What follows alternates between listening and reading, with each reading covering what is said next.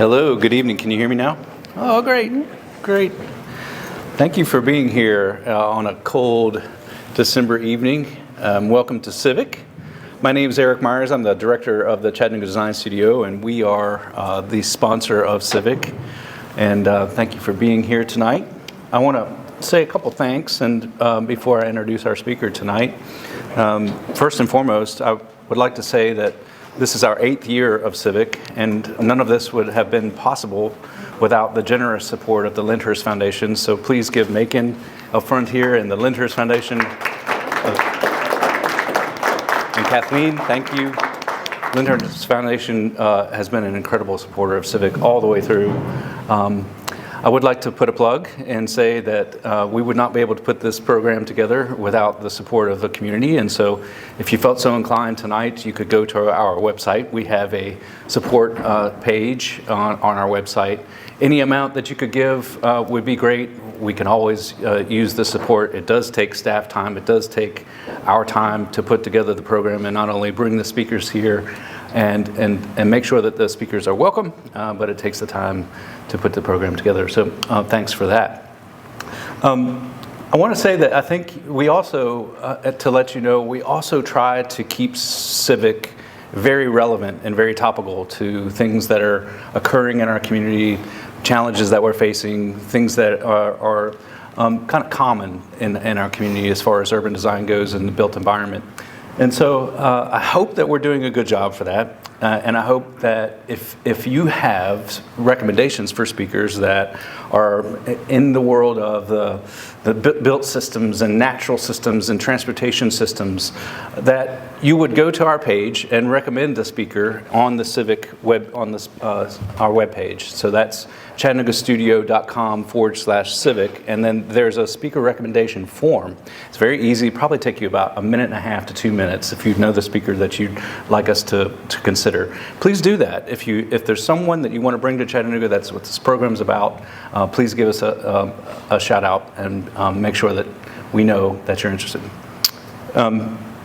Without further ado, I would like to introduce our speaker tonight, and I would like to say a few words. I think if you've been here at CIVIQ before, raise your hand if you, by the way, I always do this. Raise your hand if you've been to CIVIQ before. Oh, we got a good veteran group with us tonight. And if you haven't, welcome to CIVIQ. This is our quarterly speaker series. It's our educational program. I'm glad you're here, and please come again. We will have another one of these announced soon in February, and that speaker will be announced. Once again, thank you.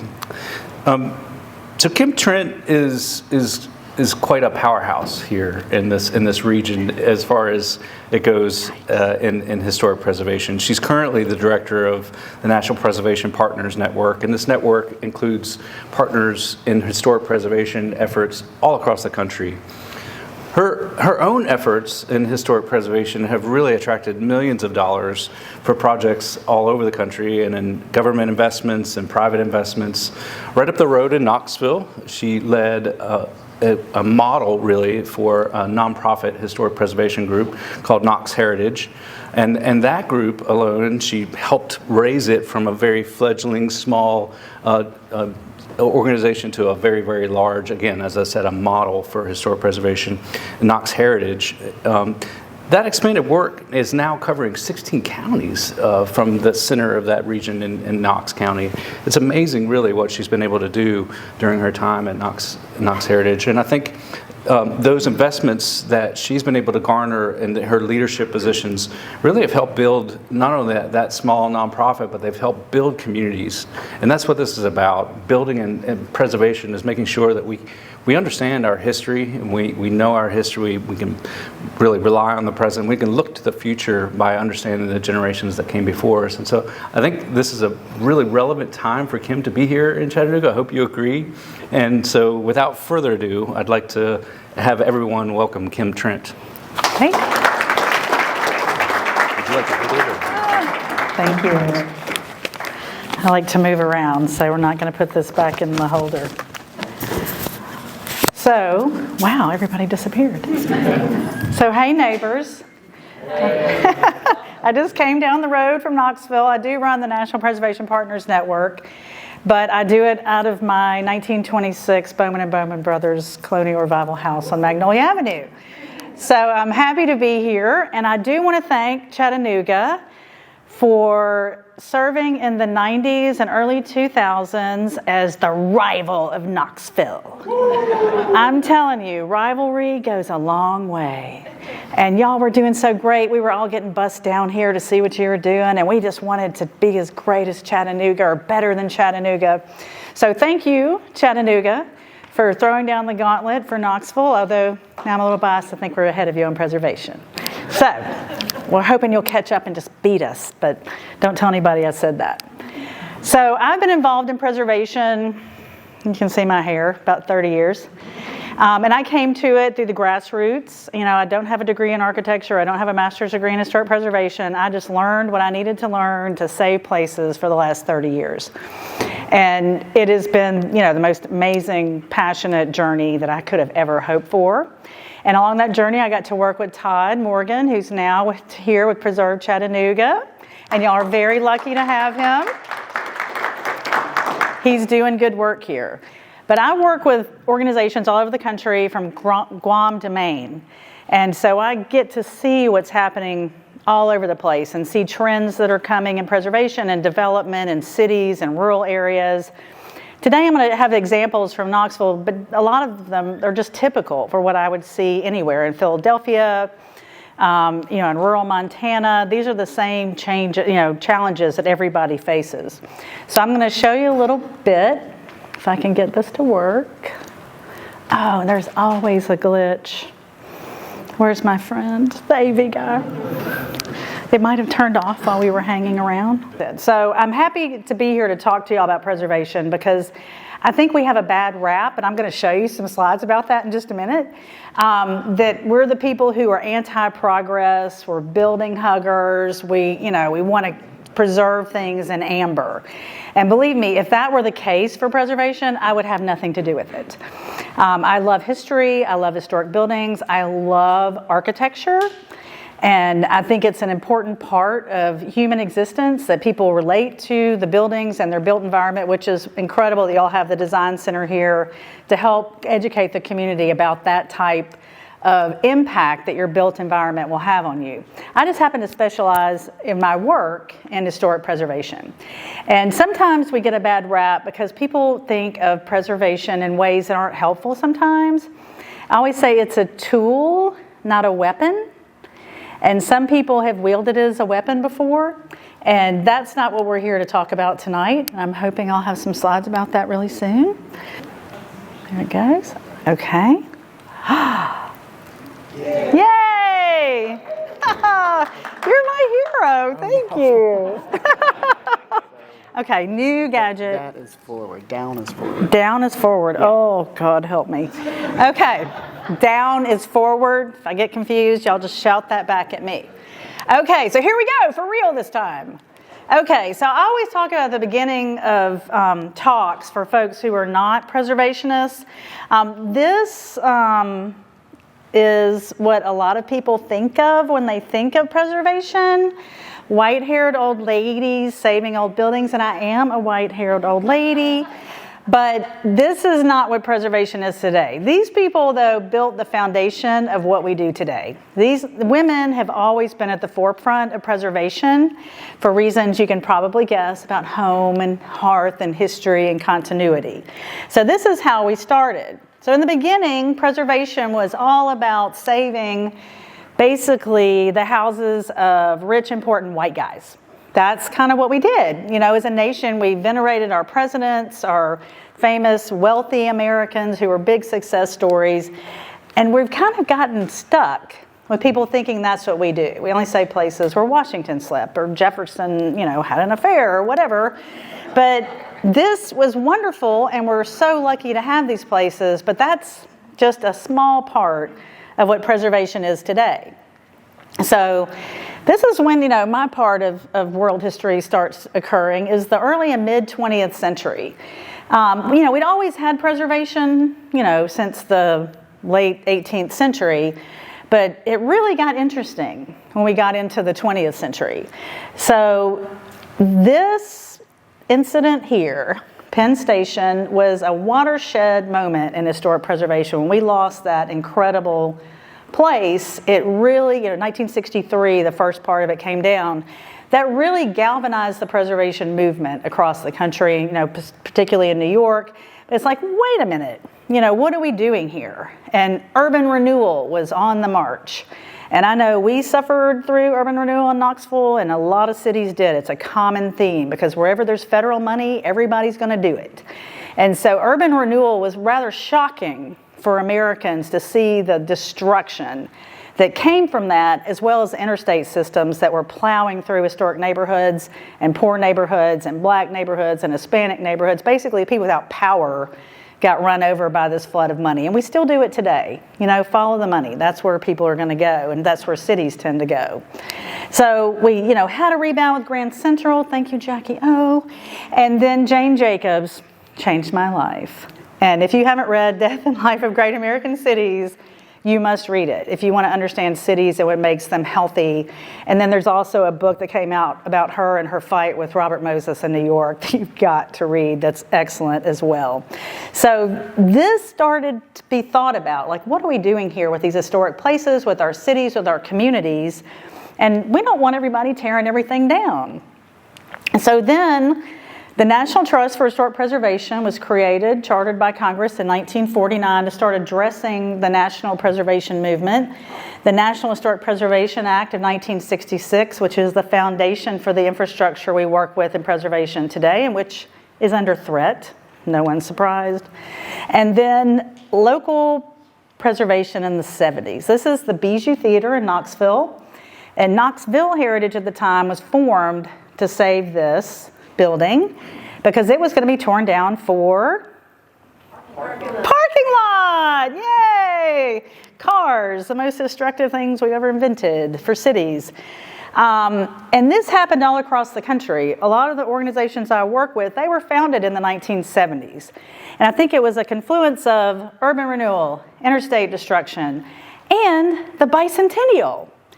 I mean, that really focused the country on our history and what we wanted to save. My aunt had her entire living room decorated in bicentennial textiles and sofas and portraits and all kinds of things. So I think all of that came together in the 70s and launched a lot of organizations like, Chattanooga Efforts. Knoxville Heritage was founded in 74. And there was just a big movement in the 70s toward preservation. So late 20th century, this is when I really started figuring out what was going on.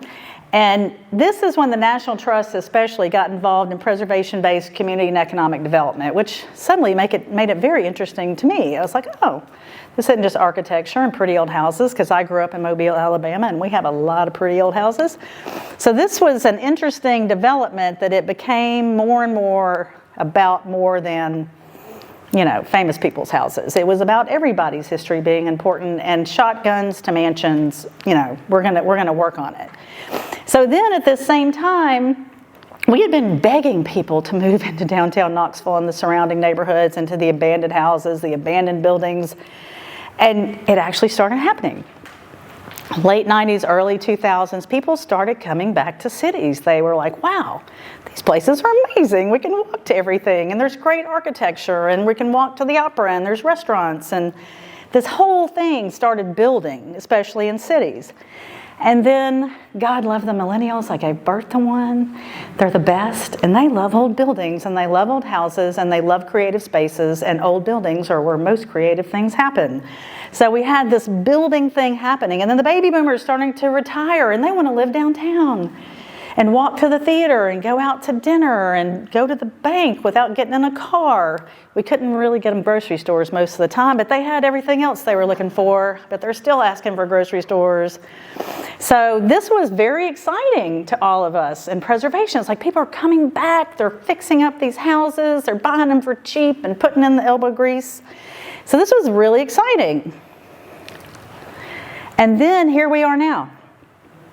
So preservation is never boring. You solve one problem and you create others. So now we have to have a whole new set of tools to do our work. We still have, the old tools that we used, but it's like, What are we going to do about gentrification? We were begging people to move in these neighborhoods, and now there's too many of them, and they're displacing the people who've been living here, and we don't have enough housing, and how can we handle that challenge? That's the new challenge. And then cities are booming, which is causing prices to rise, which is making people want more density, and sometimes they're making really dumb decisions about how to get that density, because cities are always dense, and urban neighborhoods were always dense. It's like, let's think about this. But it's much easier to knock something over than it is to think about how to reuse it and expand it or maximize its potential.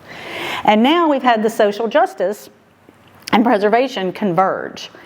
So there's a lot of talk in our movement about how do we tell everyone's story.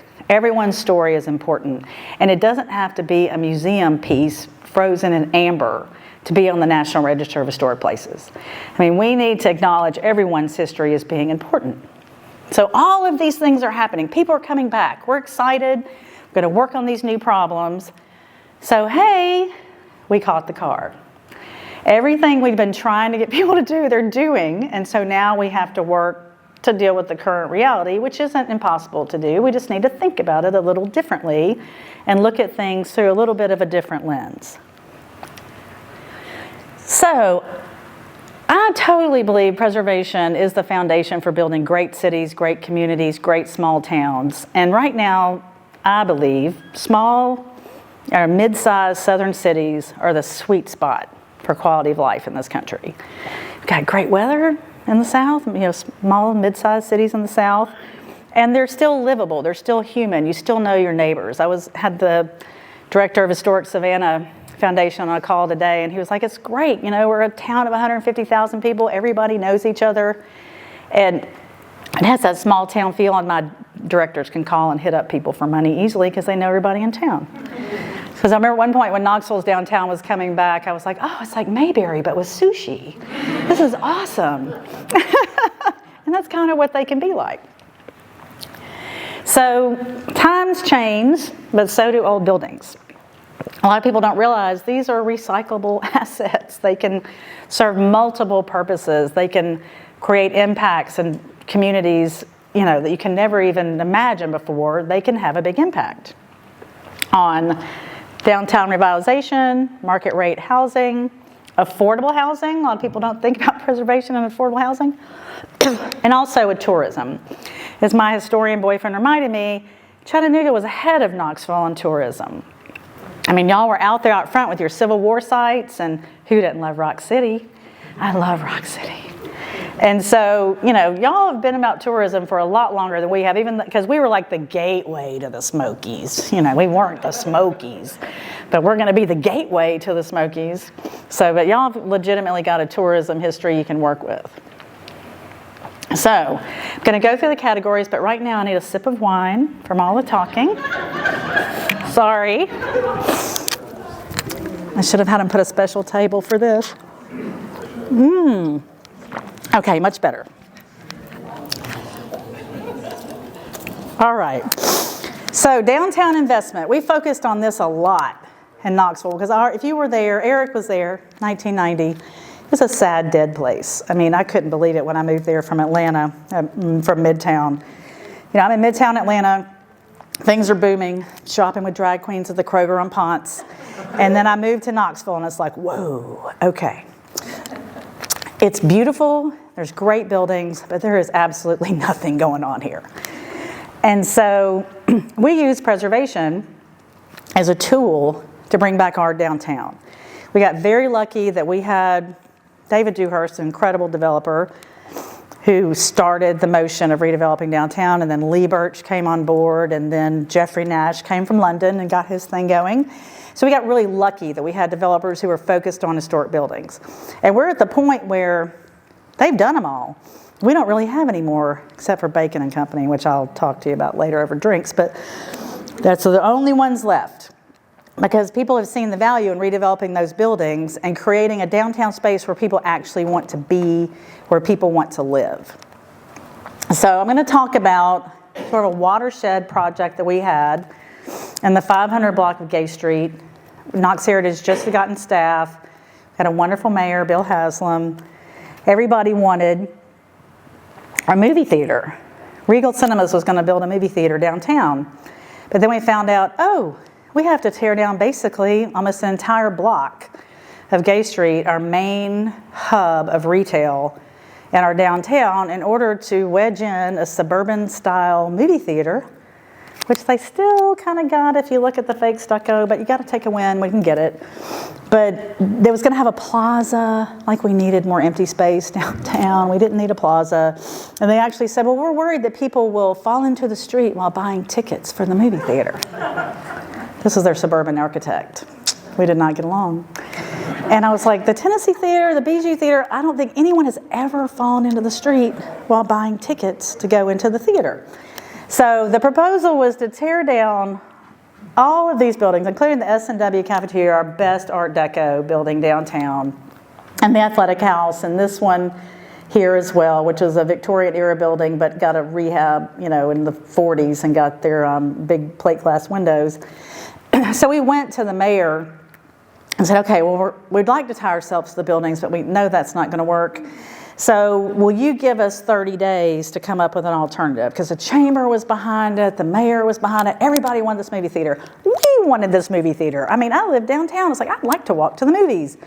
So Bill gave us 30 days. So I went and found an architect and a finance guy and said, okay, we got 30 days.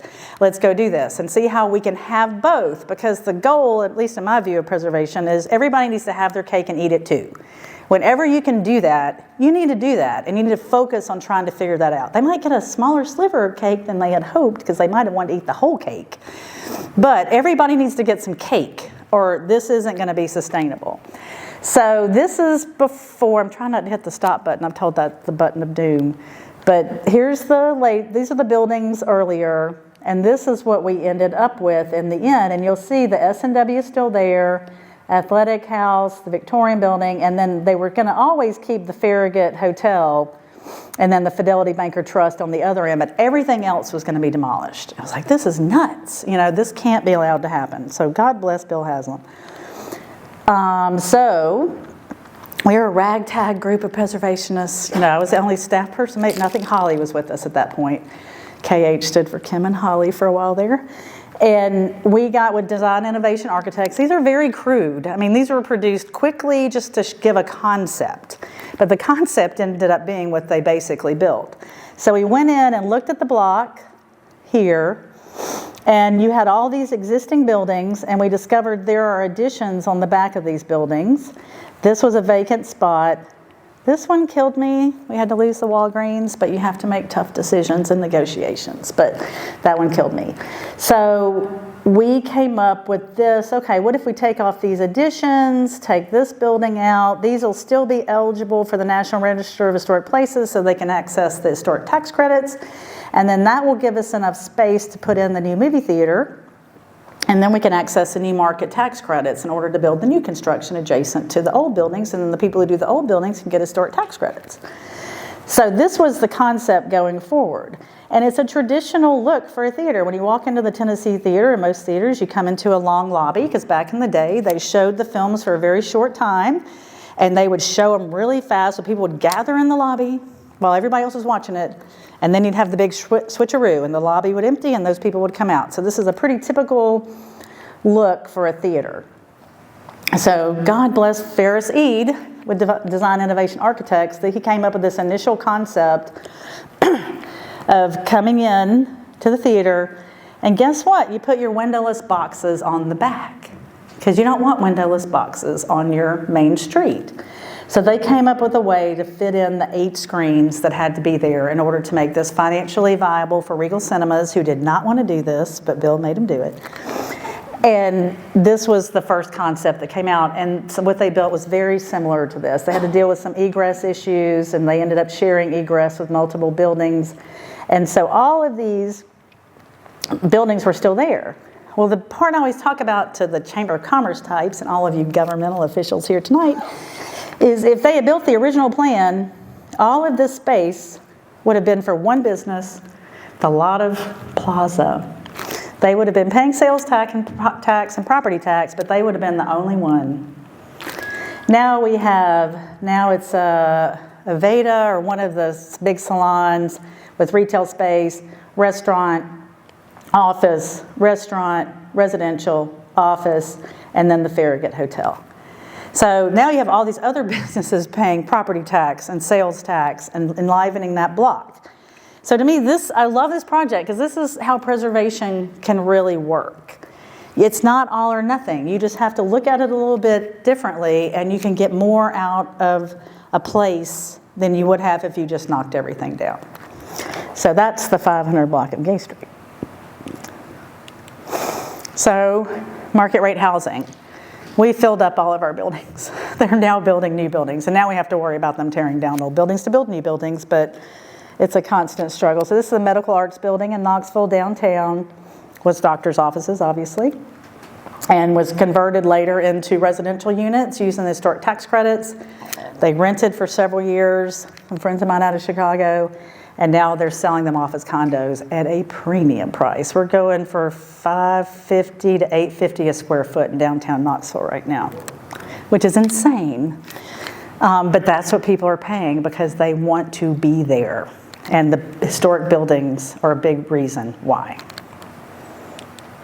So here's one I like to talk about where you have that convergence of social justice and diverse communities and preservation. This is Mr. Cal Johnson. He was a former slave. When he was freed, he had a way with horses. He had worked for a family or been enslaved by a family who had horses, and he had learned that. So he came out and built a horse racing track in East Knoxville. He had multiple businesses, including the Lone Tree Saloon on Gay Street. And he was the first African-American philanthropist in Knoxville, and just an amazing human all the way around. And this building was one of his factories where they made overalls. And these folks who I talked about earlier, Bacon and Company, they've done nothing with this building, obviously. They had the wall collapse and decided just to put up metal siding instead of, a real wall. But they owned this building and wanted to tear it down or tear off the back half of it so they could get tractor trailers in there to pick up t-shirts for their promotional business, and would not go to Bill tried to get them to go to an interstate exit, they wouldn't do it. So finally our mayor, Madeline Harrow, put historic zoning on this against the wishes of the owner, which was pretty ballsy, I thought. I didn't even think to ask for that because I thought it was too much, but she did it. And we offered at Knox Heritage to do the historic tax credit consulting for the family at no cost, just so they could get this done, and paired them up with a local developer who knew how to work with historic buildings. So now, despite what they wanted, they're making money off this building. And they have it as a residential mixed use with a doggy daycare on the bottom and residential upstairs. And then right across the street is a really big development in Marlboro Alley, which is all new construction residential units who are across the street. So it's a great mix, and the scale of that is good. Scale is, y'all know, you're design people, scale is very important. We'll talk about that later. So Cal Johnson from Market Rate, affordable housing. A lot of people think you can't have historic preservation and affordable housing. Not true. I mean, not everything is made to be affordable. I'm a maniac and live in a 3,100 square foot house. I mean, that is not a house for somebody who doesn't have the income to support that house. But there are so many ways to do historic preservation and affordable housing using the incentives in place. And in our neighborhoods, the smaller houses and the mill houses, they are naturally occurring affordable housing. They just did a study in Philadelphia. Donovan Ripkema, if you went to Todd's excellent event, Donovan was there, my favorite curmudgeon and economic guru. And in Philadelphia, most of their affordable housing is in their older neighborhoods, and we define that as pre-1950. So older housing, it doesn't have to be historic. Older housing provides, naturally cheaper places for people to live, and entry points for folks who are moving into communities or don't have jobs that pay a lot of money. So this one is one of my favorites in Knoxville. This is now called Manvilla Flats. And, oh yeah, I had a whole slide on this. Here you go. So they really don't build them like they used to. I mean, 2x4s in old houses are 2x4. They figured out after World War II how to build more cheaply with cheaper materials and really throw things up because they had to really quickly with all the service people coming back, and they all wanted houses, and we had to throw up houses quickly. So older houses pre-World War II are generally built better. They were built to last. Today we build buildings to last, what, 50 years? Like it's planned obsolescence for it to go into the landfill. It's total madness. But in these neighborhoods, they are more affordable. They're walkable with access to public transit, which is great for people who don't have the money for a car. They provide convenient access to retail, commercial, and supportive services because they're usually near the core in mid-sized cities and bigger. They were originally developed with higher densities. The original ADU, the garage apartment, remember that? I had a boyfriend who lived in a garage apartment. And you just tuck in that density into those neighborhoods in ways that we got away from after World War II, where everybody had to have their plot of land. And they all had to be 100 feet apart. And there could be no rentals, no duplexes, no garage apartments. So these neighborhoods are made for that. And they were also the original tiny house neighborhoods. Anybody ever heard of a shotgun house? Tiny house. And nothing new is not from something else. And they were designed with a variety of housing stock. I'm going to have to get something else to drink. Hang on. I could do water, but I only have wine. So I lived for a long time in Park Ridge, which is a neighborhood in Knoxville, still live nearby there, that had a mill, standard knitting mill. We were once the underwear capital of the world in Knoxville. Thank you. And that neighborhood was a perfect example. They had the bigger Victorian houses designed by George Barber, a lot of them. And that's where the mill owner or the mill manager or the guy who owned the market on Market Square, that's where they lived. But you had the smaller houses that were up the hill that was for the workers, and they were more affordable, they were smaller. And so these neighborhoods naturally had a mix, and they had neighborhood commercial, little shops, bakeries that were in place. It's everything all these new urbanists came up with. They were basically recreating what we had figured out in older neighborhoods back in the day. So there are more options for people in these neighborhoods, which is good. So you don't have people all of one income or one demographic. People have to actually see each other and live next to each other who are of different incomes and different backgrounds, which is very healthy for humans, they have discovered. Isolation is not good. So these neighborhoods were naturally designed to create those interactions. And then many larger historic buildings can be repurposed. Y'all have seen it. Mill buildings, the office building at the Metal Arts building, y'all have all seen those. So that's the beauty of historic buildings. They can be reimagined over and over again and can, hold within them so many uses if you just think about it. But a lot of people don't think that way. So y'all have to teach them to think that way. And you have to teach them how to make money by thinking that way. And that's the key to get them to keep doing it. And then original materials are often of higher quality. Like I said, the 2x4 is 2x4. And the grain on a piece of wood from an old growth tree, you can't get a nail through it. The new stuff, fast growing, production, they don't last. Try new windows made of wood. There's a reason people don't buy them. So, back to affordable housing.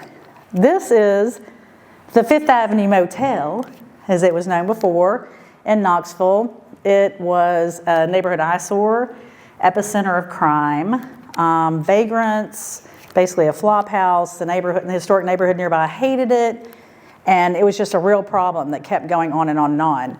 And people got to the point where they were like, just tear it down. That's the easy thing. And humans, we like easy. But as a friend of mine said, a demolition is a permanent solution to a temporary problem. So why don't we think about it a little more? Because once you knock the building down, then you're just going to have them hanging out in the lot doing what they've been doing in the building. So we worked with Volunteer Ministry Center to try to save this building, get it listed in the National Register, which is quite the feat, and so it would be eligible for the tax incentives. So here it is today.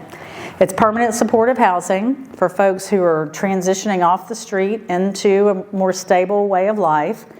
It's a beautiful amenity for the neighborhood as far as, you get to drive by it every day and see this beautiful row house. There are only one or two other row house developments left in Knoxville. The rest have been torn down. And this is a beautiful place for their residents to live, and it respects them as humans. They get to live in a nice place while they get their act together. And these aren't easy. This is, Here's your capital stack. And this was from a while back. This would be like 4 times this amount now. But you can see how they put this together. You have to be creative. They had the low-income housing tax credits, the historic tax credits, some federal money that came out post crash in 08-09. Then community development block grants. Your city gets those, your county gets those. Those can be used for preservation. That's a cited use for those funds. And then HUD had a supportive housing program, and then THDA had funding as well. And then the balance of it was from private donors. And they had some from the Federal Home Loan Bank as well. So you have to think about how to put these things together. Thought is good. It makes for a better project. So increased tourism. As I said, y'all beat us to the punch on that one originally. But people don't want to go to cities that look like their city, that look like any other city. People love Savannah and Charleston and Chicago and Chattanooga and Knoxville because you look like yourselves. And there are trends, of course, of styles of architecture over time, but once they've aged, each town takes on its own unique personality, its own quirks. You know, they may have liked Richardsonian Romanesque more in one city, and then they might have not really done anything but Art Deco in another city. So your historic buildings are it's your soul, it's your face that you're putting out to the world. And there's, mass market tourism that goes to Dollywood, God bless Dolly. But y'all don't have a Dollywood. We don't have a Dollywood. So we have to come up with something that people are willing to pay to come and see because it feels good. It feels like a beautiful place where people are connected, where the community is engaged. And that's what we can do in our towns that, we can't, I'll let Sevierville and Pigeon Forge have all of it any day. And the best part about these tourists who come to see towns like ours where we've preserved our historic fabric, they stay longer, they spend more money. Because they're a different type of traveler. Not everybody needs to have a mass market, theme park, water park. We all have to work with what we have, and y'all have a beautiful town if you don't tear it down, which you seem busy doing lately. So, designing a city worth visiting, that's what we have to do. So this here is the Farragut Hotel on Gay Street. My friend Rick Dover did that one using historic tax credits and a pilot financing from the city. This is the tail end of that block where the movie theater is here. And then here's the Tennessee Theater, completely restored using historic tax credits and new market tax credits, which put an extra $6 million into the budget for that one. And so people come to the Tennessee Theater and they stay in the Farragut and they go to the coffee shop and they shop in what used to be the gelato shop. And you have a really appealing place where people want to be. It's human scale, it has patina, it has character. And most Americans really appreciate that. I remember we had an aha moment when Victor Ashe was mayor back in the day where we were just seen as anti-progress preservationists and they don't want anything to change. And he did a budget survey and discovered, much to my shock and his, that over 80% of Knoxvillians thought preservation was important or very important. The fight comes on the individual properties, so don't worry, there's always a fight. But it's a basic community value. And boy, after that, it was amazing at the next city council election. Everybody running was for preservation.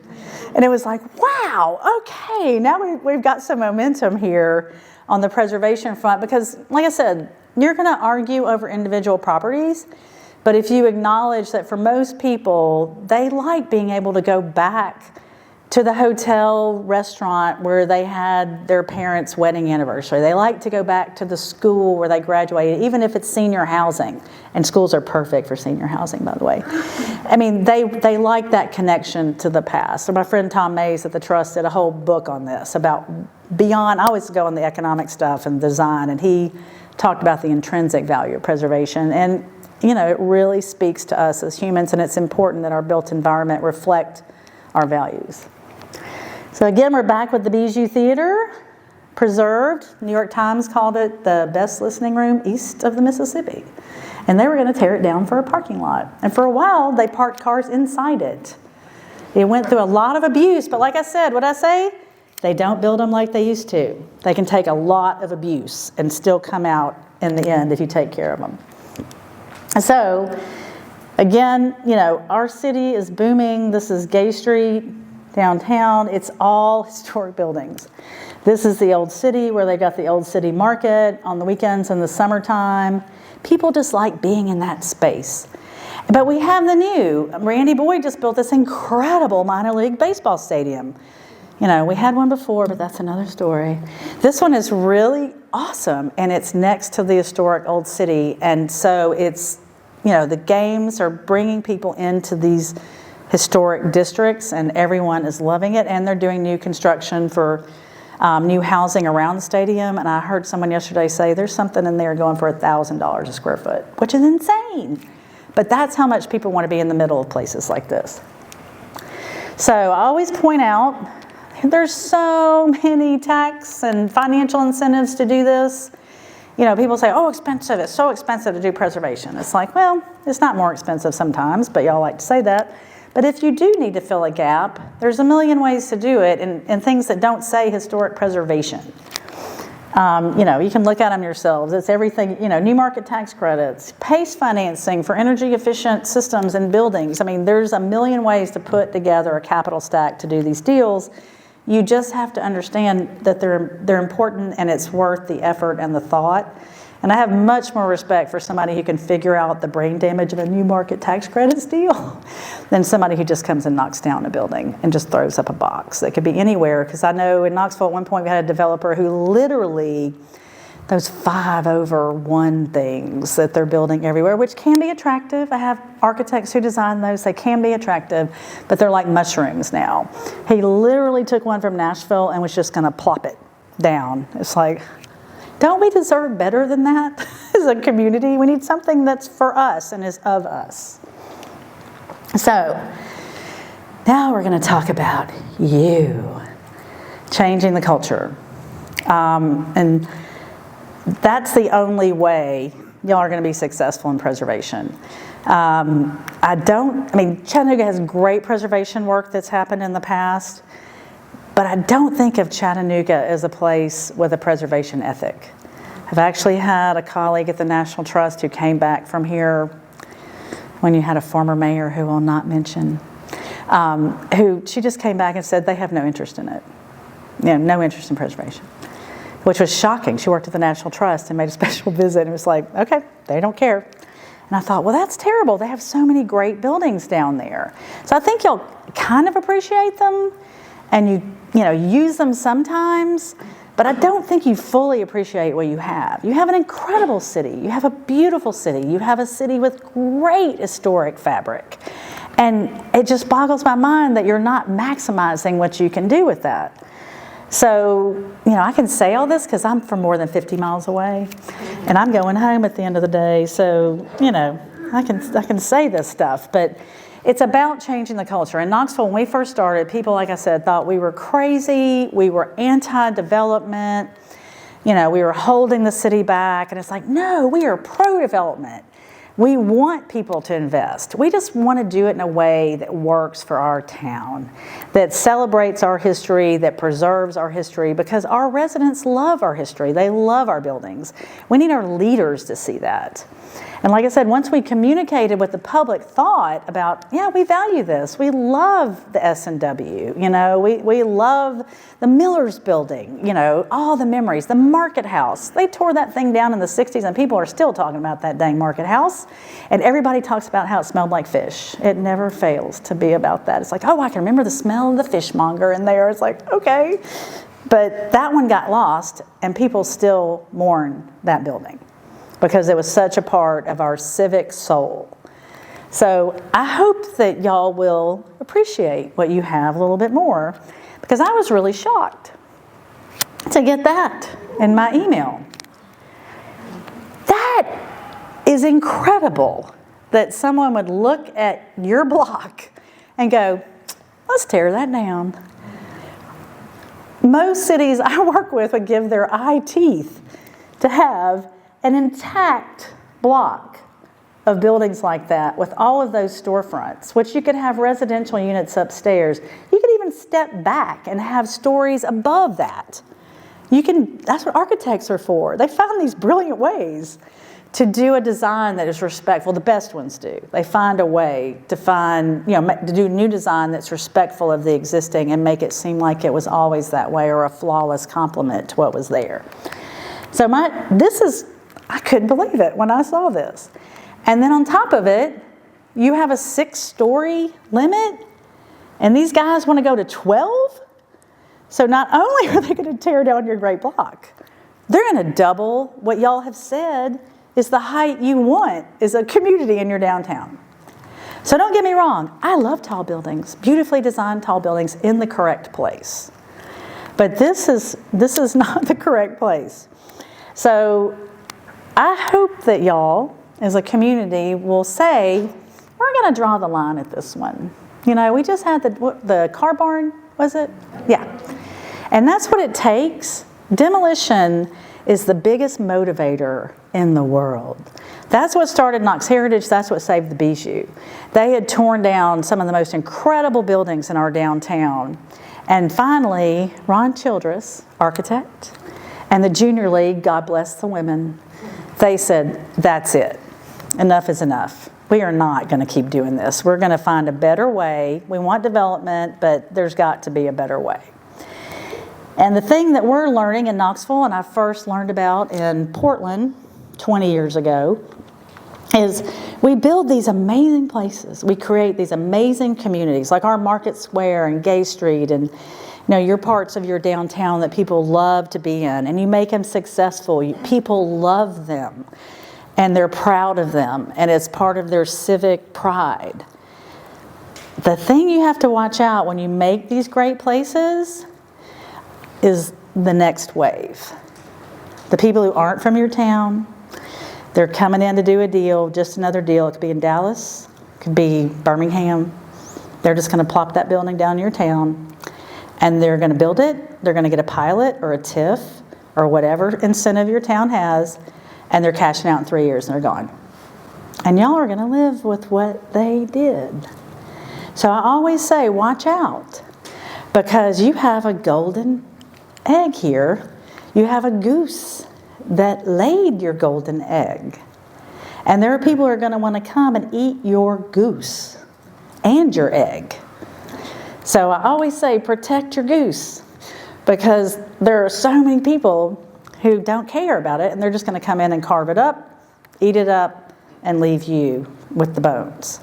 So that's my preaching moment for the night, because you have a great city, and I hope that you will see that preservation is a tool you need to employ to maintain it as a great city and a place that people will want to live and come to visit, and you'll be successful.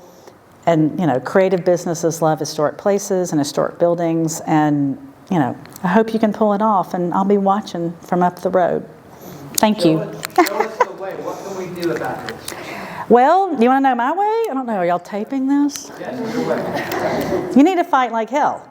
And you need to go to the Planning Commission, and you need to say, look, this is not compatible with our downtown and where we want to go.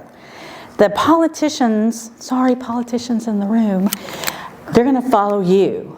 Like in Knoxville, when they figured out 80% of Knoxville thought preservation was great, or at least important, suddenly they were all for it. And you were in trouble if you weren't. And the great part was we held them to it afterwards. It's like, oh, you're for preservation?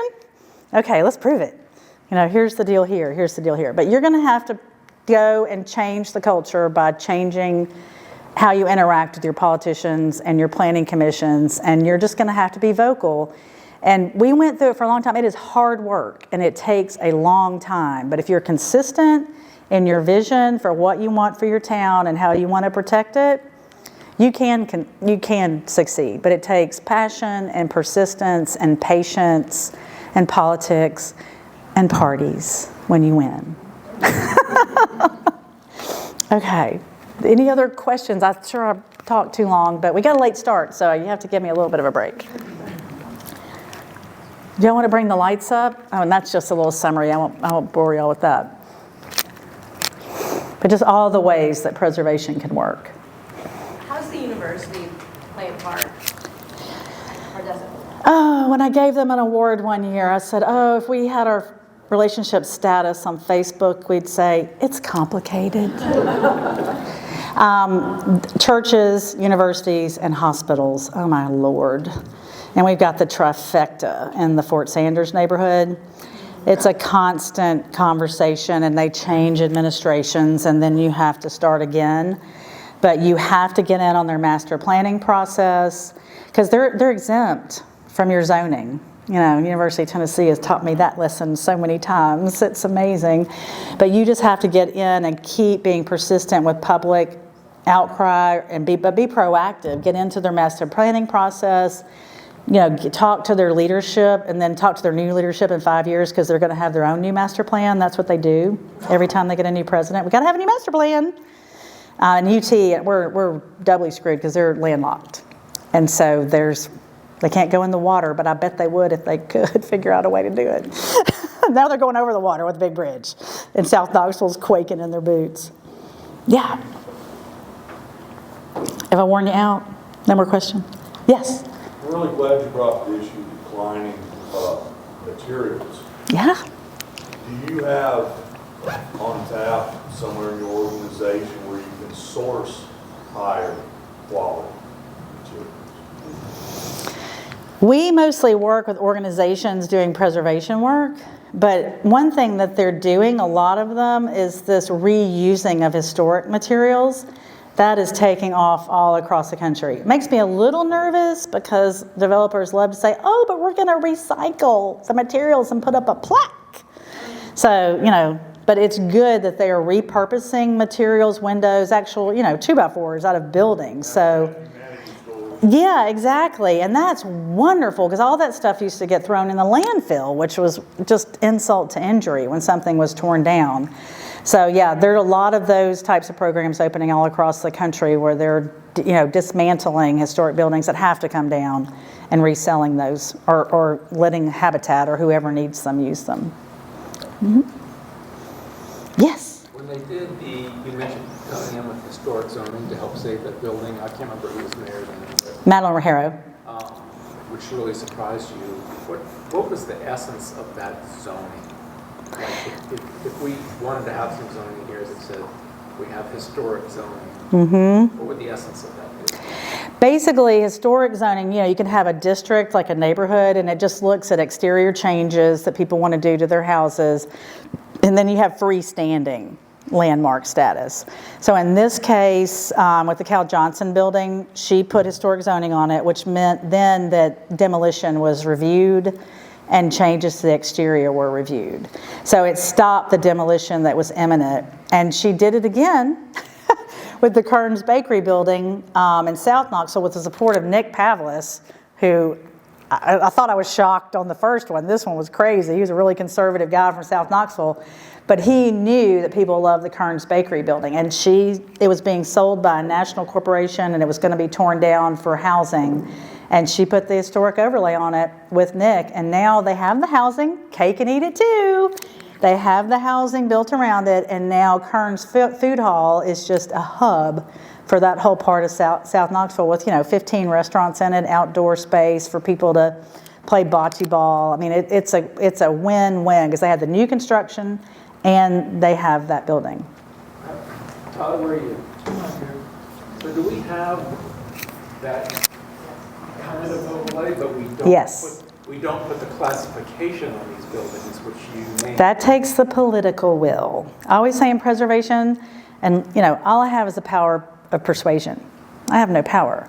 But once you can get it into a local, then that's where the teeth are. I mean, everybody thinks National Register, the feds, is counterintuitive, but the local actually has oversight over demolition and changes to the exterior that don't meet the Secretary of the Interior standards. And the move they have to make is to give it that local classification. Yes. What was the name of it? Historic zoning overlay is what we call it. But the specific, within the context of that overlay zone, you have to designate something as Historic. Yeah, basically, they can do single standing buildings. And it depends on your city. I mean, Victor started doing it willy-nilly with the J. Allen Smith House that Cherokee Country Club tore down, Victor Ashe, our mayor at the time. But yeah, I mean, he had the power under our ordinances that the mayor or a city council member can put in the application to the Historic Zoning Commission to place historic zoning on a property. And so Madeline did it, Victor did it, and then Nick Pavlis on council did it for the Kearns Bakery building. You can put it in place. And you don't want to use it willy-nilly. Victor got a little crazy, but you don't want to use it willy-nilly. A lot of times if you, and this is what happens, I always say you just have to show your teeth every once in a while. Because if you do it once or twice, like our demolition by neglect ordinance, Bill enforced it one time, everybody gets like, maybe I won't tear down that building because I know I'm going to run into a buzzsaw. So if you just do it a couple of times, people get with the program and start looking at their design, like how can we make this work? I had all kinds of people come to me for absolution in Knoxville, like, can we tear down that building? I'm like, no. Let's think about it another way. And sometimes they did it anyway, but I knew when they started coming to me before it was announced in the paper, like, okay, we're on a good path because now we can talk about the design and how we can help them get what they want without losing the resource. Oh, yeah, y'all just cut me off whenever. I could go all night. Yes? There's a few of us in here that work in both urban Appalachia and rural Appalachia. Yeah. Is your approach and how you work with local municipalities different based upon urban versus rural? Yeah, it is, because in a lot of the rural communities, they don't have all the tools that the urban communities have. It's just a matter of, density, a number of people, a number of buildings. So, you can still use the tax credits. There's still a lot of incentives you can use, but they don't usually have we have a small farm in Molina, Georgia, and they don't have a historic zoning commission. They don't have as many tools. So you have to work a little bit differently in rural areas to find the resources, because you don't typically have the regulatory infrastructure in place in most of those places. So again, power of persuasion, and what are the incentives to get people to do it? And just having people come in and say, hey, have you thought about it this way? You might like it better this way too. And so it's a lot of education in the rural areas. In your consulting work, have you built capital stacks or frameworks for rural communities? I have not, because we mostly worked on projects in Knoxville, and then the project I do, like a $36 million motel or hotel in Augusta. I haven't gotten into the rural piece. But if you want to connect to me later, the Partners Network, we have 150 organizations all across the country, and we've got folks in, Montana and rural Michigan, and I can hook you up with them, and they can let you know what they're doing. Mm-hmm. Yes? Specifically, what solutions do you have for this gentrification issues? Because we're having problems. It's hard. With schools. Yeah, it's really hard, because I'm just one of those people who thinks we need to have a mix of income and people in neighborhoods, that it's healthier for everybody, because then, middle class and wealthy people, like, I grew up, are exposed to people who don't have that same lifestyle, because I grew up in a bubble. I didn't know Mobile was more than 50% black until I left. I was sheltered. Yeah. We're considered a county pretty much on this side of the river, but it used to be city county. Mm-hmm. Now, the gentrification is happening in the city. We are having gang culture in the county. Suburbs of Ottawa and East Brainerd and Appleton. And people that pay both city and county taxes cannot send their kids to public school. Yeah, we had the same problem with the folks moving in, that the schools were so terrible. They would move into the neighborhood and then pay for private school, which is like, we need them in the schools. The apartments in that area, that's what's causing the issue. Yeah. And 3 or 4 families in one apartment. It used to be like, a $2,500 apartment, but now 4 families for them. Yeah, the challenge that I see is you cannot control the real estate market, especially in Tennessee, because they'll pass a law before you even think of the thing to help control the real estate market. It's not going to happen. We're not New York. So to me, that means government has to play a role, because I know in Knoxville we have a lot of people moving back into the city, into the neighborhoods that were traditionally low-income African-American neighborhoods, and it's displacing folks.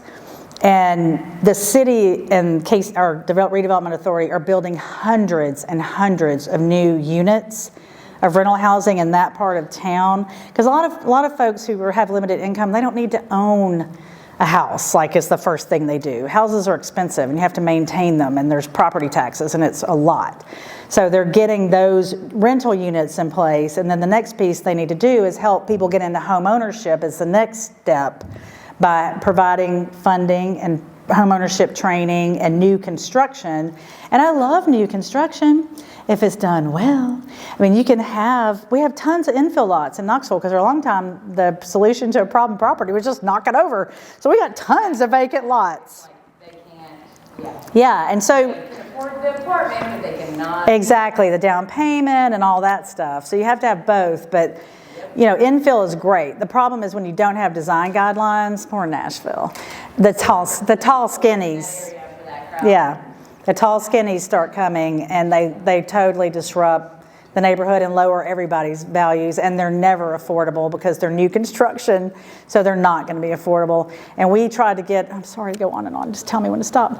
But we tried to expand our historic overlay in Park Ridge, and we had, the crash of the social justice and everything we all believe in, or we wouldn't live in those neighborhoods. They were like, oh, it's going to make it more expensive. And we're like, no, actually it's going to stop the speculators, because they won't be able to come in and just knock stuff over and put up tall skinnies that are not going to be affordable. And we have a realtor in the neighborhood who did an analysis of the price per square foot inside the historic district and outside, and it's higher outside because the speculators are running. There's nothing to stop them.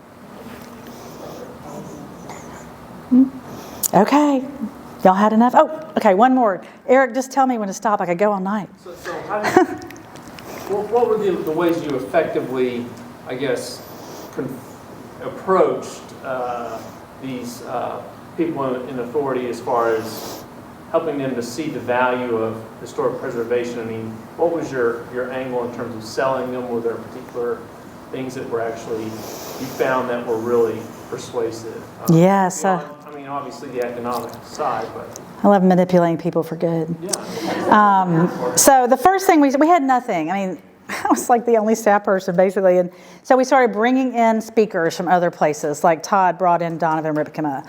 We brought in Dick Moe from the National Trust because he was friends with Victor. And then he gave us, Donovan Ripkema talked about the economics of it. Know your audience, know what they want to hear. I knew they wanted to hear about how is this going to do economic development in our community. So we started by having those people come in like I'm doing tonight. They'd have a public talk. They'd meet with the city council the next day. You also have to do the politics, and you have to engage the community and get them to speak to your leaders. And I mean, there's a lot of crazy people in preservation, and they are very intimidating sometimes when it comes to buildings. And so people will be raising hell about something, but then I could come in and go, we're Knox Heritage, and we're reasonable, and we can save you from those people. Let's have a conversation. And so the thing that's super helpful is when you come with a potential solution, like we did on the 500 block. If we had just stood up and done a protest like we thought was the only thing we could do, they would have torn it all down. They just would have said, oh, you rabble rousers, we're going to knock it all over. But we got John Lee Tetreault at the National Trust Community Investment Corporation, who knows all about tax incentives, and Ferris Eade, the architect, and we said, how can we fix this? And we went to them with a proposal. And once you can get to that part where you're coming with a solution, it may not be the final, solution to the problem, but it gets the conversation going and gets people thinking about it differently. Because if you're just out there raising hell and against everything, you're going to get written off so fast. It's so easy for them to do that. And then the politicians need to know that people value this and that they will vote based on those values. And then it will shift, and you'll never be done. Like now, we've got some significant buildings now that are being marketed as a development site. Knoxville's oldest standing public school building. The listing shows a 5/1 on the whole site. So it never ends. You have to keep doing it, but if you keep plugging away, you'll make a breakthrough where they're like, wait a minute, this isn't the kind of community you want. Let's see the kind of community that our voters want. Thank you, Kim. Oh, thank you. That was fun.